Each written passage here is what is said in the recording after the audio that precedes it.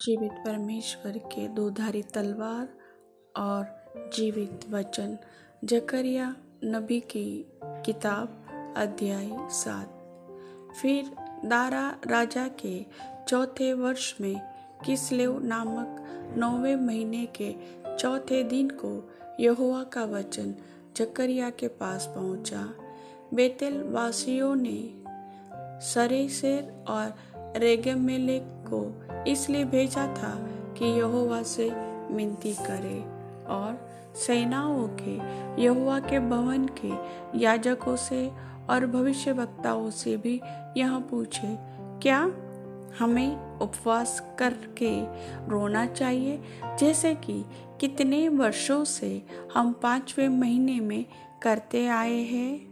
तब सेनाओं के यहोवा का यह वचन मेरे पास पहुंचा। सब साधारण लोगों से और याजकों से कहे कि जब तुम इन 70 वर्षों के बीच 5वें और 7वें महीनों में उपवास और विलाप करते थे, तब क्या तुम सचमुच मेरे ही लिए उपवास करते थे?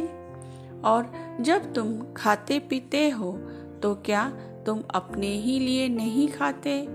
और क्या तुम अपने ही लिए नहीं पीते हो?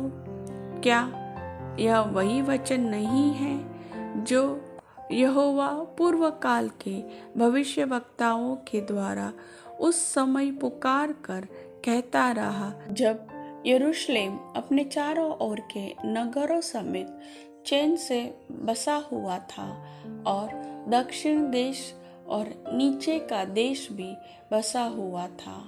फिर यहोवा का यह वचन जकरिया के पास पहुंचा, सेनाओं के यहोवा ने यह कहा है, खराई से न्याय चुकाना और एक दूसरे के साथ कृपा और दया से काम करना, न तो विधवा पर अंधेर करना, न अनाथों पर, न परदेशी पर और न दीन जन पर, और न अपने अपने मन में एक दूसरे की हानि की कल्पना करना।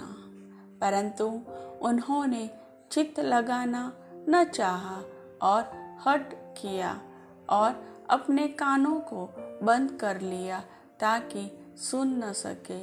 वरन उन्होंने अपने हृदय को इसलिए पत्थर सा बना लिया कि वे उस व्यवस्था और उन वचनों को न मान सके जिन्हें सेनाओं के यहोवा ने अपने आत्मा के द्वारा पूर्व काल के भविष्यवक्ताओं से कहला भेजा था। इस कारण सेनाओं के यहोवा की ओर से उन पर बड़ा क्रोध भड़का। सेनाओं के यहोवा का यही वचन है, जैसे मेरे पुकारने पर उन्होंने नहीं सुना, वैसे ही उसके पुकारने पर मैं भी न सुनूंगा, वरन मैं उन्हें उन सब जातियों के बीच जिन्हें वे नहीं जानते आंधी के द्वारा तीतर बीतर कर दूंगा, और उनका देश उनके पीछे ऐसा उजाड़ पड़ा रहेगा कि उसमें किसी का आना जाना न होगा।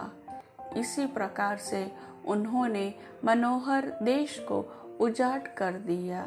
वचन के सुनने वाले सभी भाई बहनों को परमेश्वर वचन के प्रकाशन की आत्मा प्रदान करे। आमीन।